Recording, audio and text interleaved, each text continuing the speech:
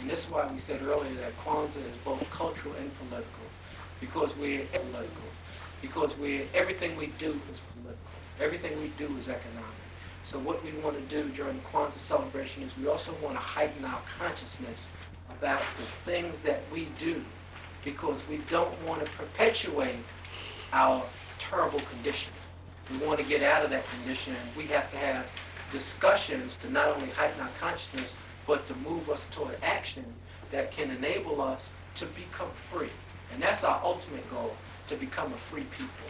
And part of it is for us to define ourselves, to speak for ourselves, and to identify those celebrations that can help us do that. So this is why we have mentioned, when we want to give gifts, we don't need a special day declared by America to say that you celebrate this day. We decide on our own who we should celebrate, what we should celebrate, and how we should celebrate these things. So, and the other thing that I want to mention, Dr. Karanga gave us a framework.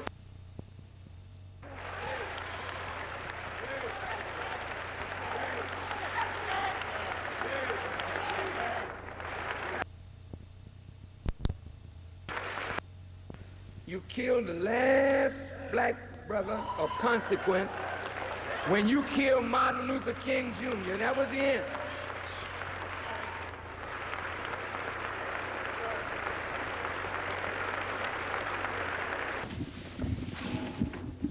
I'm Kamau Kambon, and I am in education. And I think one of the major issues facing the black male today is the issue of mental health. I believe that the psychology that we have as black men is a psychology of what I call subtle suicide. I don't believe that you can equate middle-classness with income. I think that the way we think is leading to our destruction.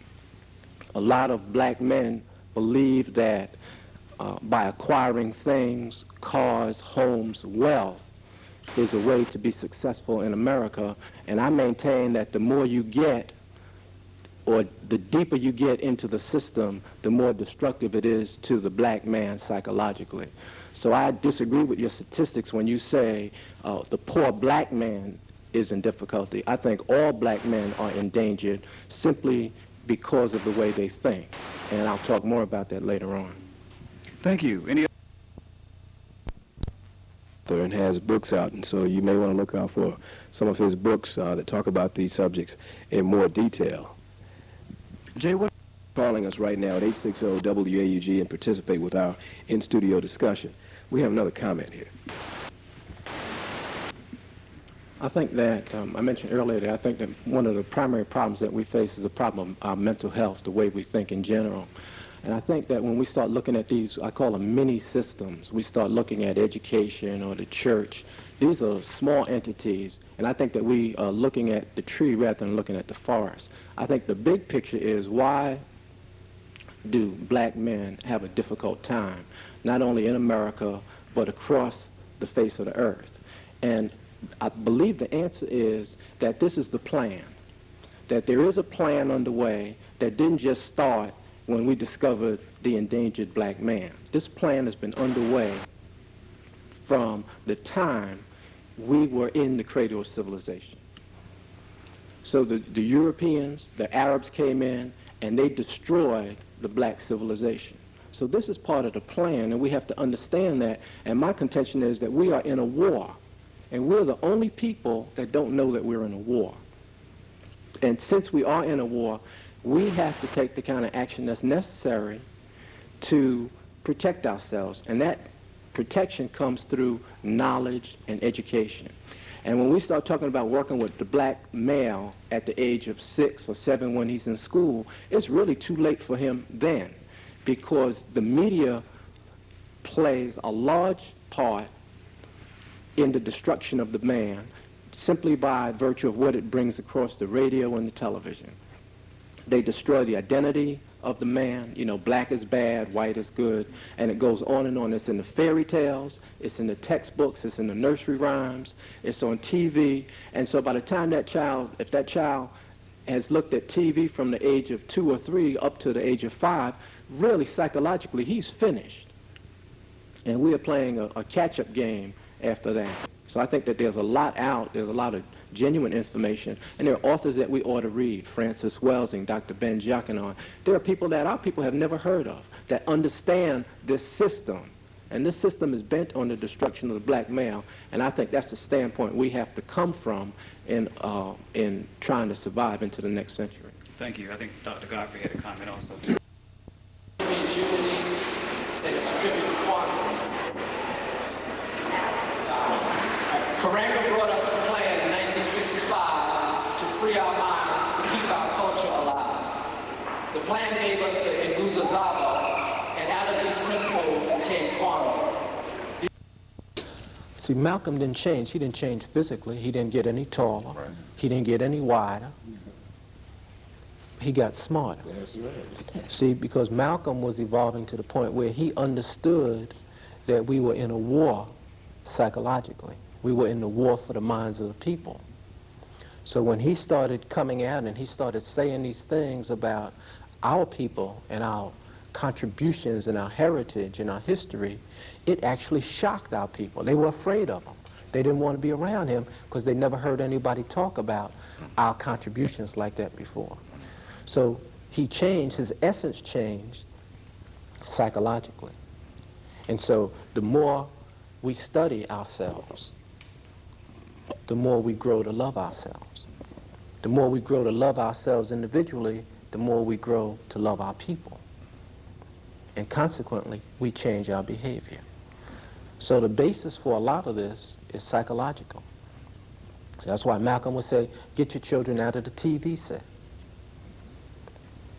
Bring the books into the home that can provide that foundation that the brother's talking about. You have to tie them into the culture. So Malcolm was the same brother, but he changed psychologically. And so when we can change the psychology, then we can change the behavior of the young brothers too. Like the brother said, give them that foundation and that culture, and it helps boost the esteem. Right, because that was the point I was... Be very concerned about the so-called educators. And just about everyone in our history who has had an impact on us has not been a person that had letters behind his or her name. They were not educated because I think Malcolm saw it. He was invited to Harvard and to speak at all of these schools, and he had no degrees. But see, he had education, and there's a difference between having a degree and having an education. So as he talked to these brothers and sisters to try to raise their consciousness, it's like we talked about, those brothers and sisters had been molded. It was like dealing with concrete after it sets. Right? So that's why Malcolm said, you have to try to reach those young people. You have to get them early before they get that set of mind, that brainwashing. Right. So you can set them up and get them on the right course to love themselves, and then they'll start working to build their communities. Because I was reminded of the point in... We have an external enemy, which is the system in America. And this system is out to kill each person here, whether we know it or not, whether we even want to hear that or not. But America wants each person here dead. Every person of color. That's how they want to get rid of us. So that's the external enemy that I always talk about. But we have an even more sinister enemy that we're fighting against. And that internal enemy is ourselves. So with that in mind, I wrote 3 books. The first book I wrote came out in the early 80s called Black Guerrilla Warfare in America. In America, he constantly talked about how we, as a people, are at war. We are at war to claim, once again, the great legacy and history and culture of our people. I said, boy, that really looks nice. I want to mention that that really means a lot, and I don't really, maybe these young brothers and sisters understand how important that is, but my wife and I had a chance to visit Africa last year, and we walked around and we took a lot of pictures of a lot of the sisters, and they had their hair just like that, all in braids and cornrows. They had on African dresses, and I have not seen anyone in the world look that nice. Those sisters were just beautiful. And that's when I understood that our people come from queens and kings. And so these little sisters here, I just cherish them because I think that they're going to have a struggle ahead because a lot of people don't want to see them like that. Because that means that you relate to Africa, and that is really important. Okay, I want everybody to get a meeting. If we told you that Michael Jordan would be here tonight, the place would be packed. Bruce wouldn't even be able to get into his store. So let's loosen up a little bit. Do this for me. So are grades. Black students apparently performing much better than they did even in high school. In tonight's For the Children report, a look at possible reasons why.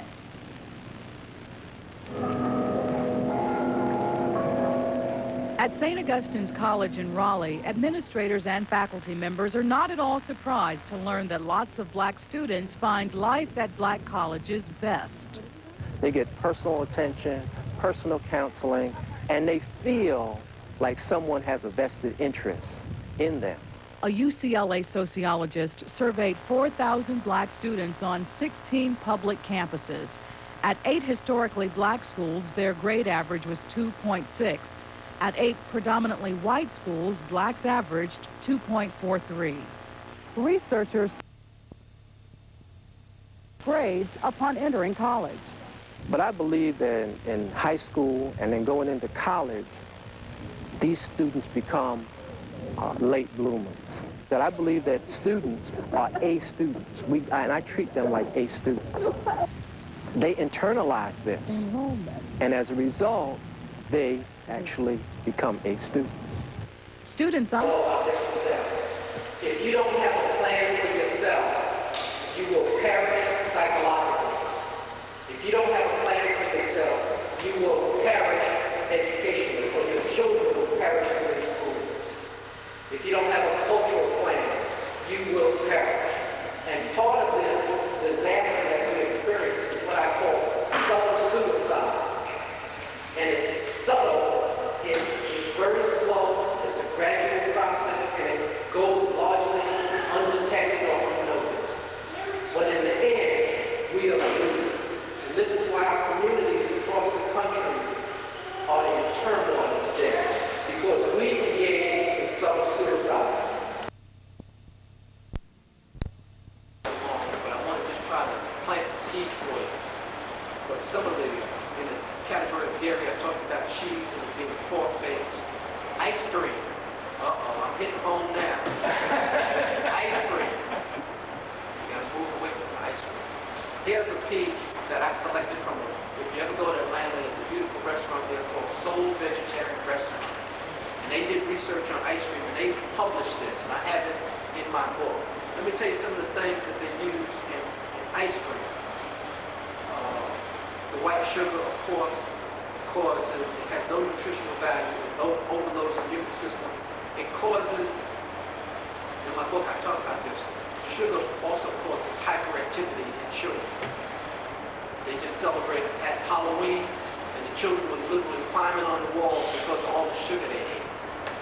So not only does sugar cause hyperactivity, and so this really has a lot to do with what goes on in the schools and how children are treated.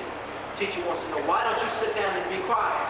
Because they just came back from lunch and they had all that sugar that they serve in the lunchroom. That's part of that complex I told you about with the corporations. So sugar also causes depression. So some children get severely depressed after they eat sugar. So this is something that parents and all of us need to be aware of. Children action figures with names guaranteed to gross out grown-ups. Lots of kids are chuckling about them, but child development experts are troubled. Here's the latest toy rage, the Savage Mondo Blitzers, with names such as Loaded Diaper, Head Alert with Eye Pus, and Kiss My Bat.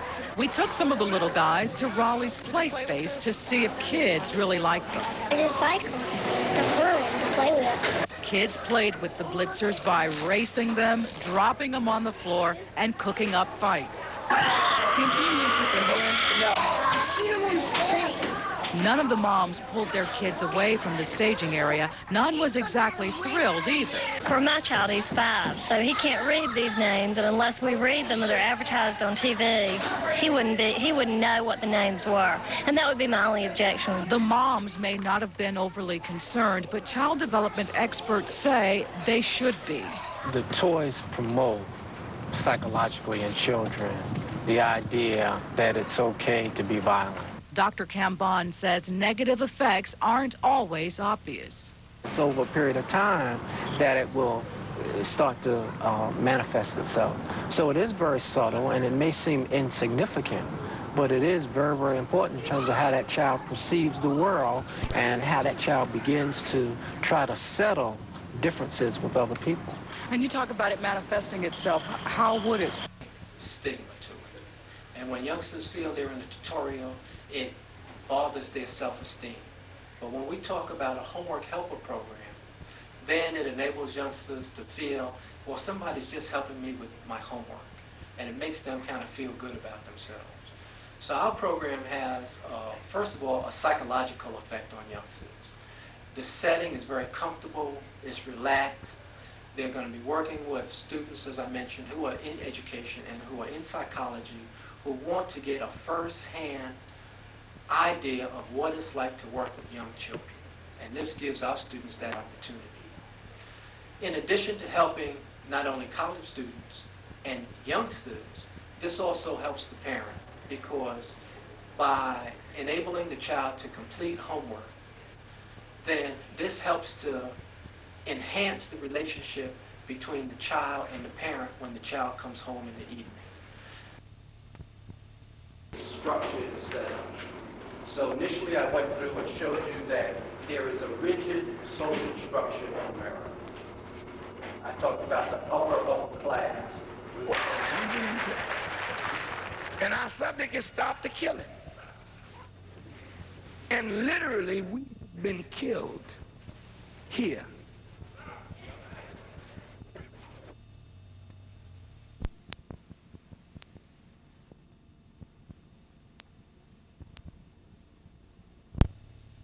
There's a hot new toy on the market right now that's grabbing the attention of children. Action figures with names guaranteed to gross out grown-ups. Lots of kids are chuckling about them, but child development experts are troubled.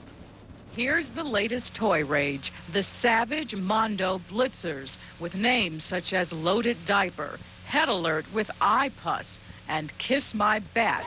We took some of the little guys to Raleigh's Play Space to see if kids really liked them. It's a cycle. They're fun to play with. Kids played with the Blitzers by racing them, dropping them on the floor, and cooking up fights. Can you move to here? No. Shoot them on the face. None of the moms pulled their kids away from the staging area. None was exactly thrilled either. For my child, he's 5, so he can't read these names, and unless we read them or they're advertised on TV, he wouldn't know what the names were, and that would be my only objection. The moms may not have been overly concerned, but child development experts say they should be. The toys promote psychologically in children the idea that it's okay to be violent. Dr. Kambon says negative effects aren't always obvious. It's over a period of time that it will start to manifest itself. So it is very subtle, and it may seem insignificant, but it is very, very important in terms of how that child perceives the world and how that child begins to try to settle differences with other people. And you talk about it manifesting itself. How would it? It's just something for parents to keep in mind out there.